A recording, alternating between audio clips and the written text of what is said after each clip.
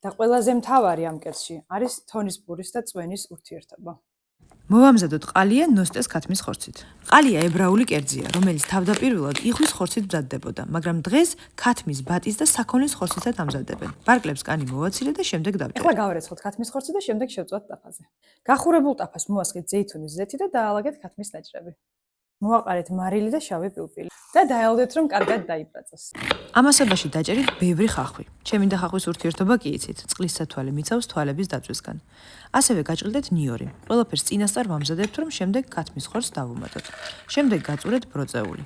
მე ჩემ დედამთილს გამოვართვი ეს მშვენიერი მოწყობილობა, რომელიც 2 წამში ზედმეტი ძალისხმევის გარეშე წურავს ბროწეულს.